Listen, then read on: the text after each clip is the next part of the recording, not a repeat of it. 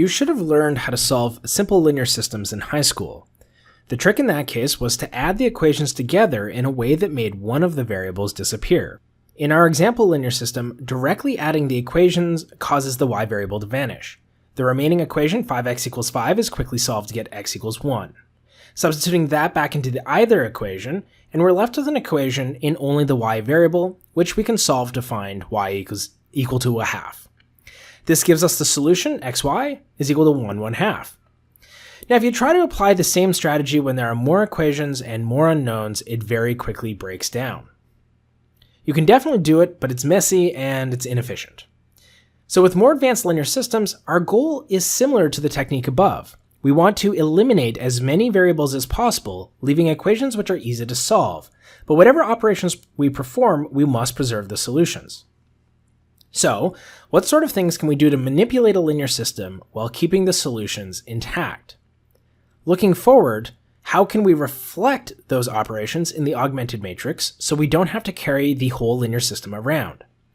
Well, the first thing that we can do is we can interchange any two equations. That is, the order that we write the equations in does not matter. If we take the linear system below and we switch the order in which we write the equations, it's pretty clear that the solution 1/1/2 that we found before still satisfies both equations. At the matrix level, we'll use a right-pointing arrow to indicate that we've applied an operation. And since swapping equations corresponds to swapping rows, we'll indicate what we've done by writing R1 flips with R2 above the arrow.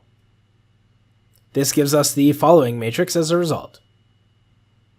Alright, next up, we can scale an equation, and we do that by multiplying it with a non-zero real number.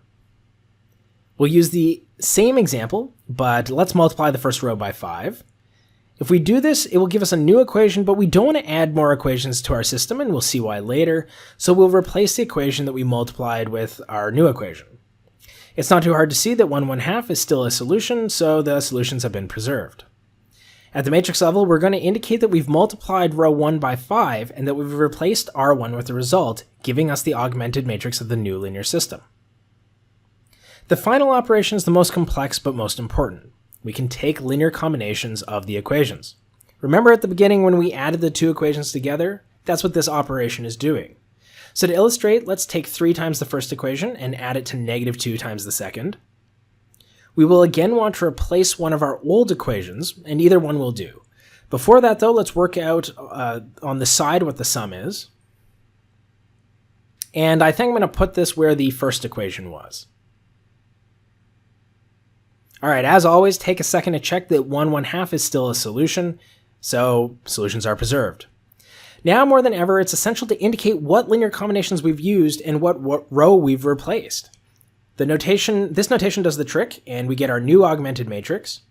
These 3 techniques are called the elementary row operations, and we are going to use these to create new, simpler linear systems which are easier to solve but without affecting the solutions.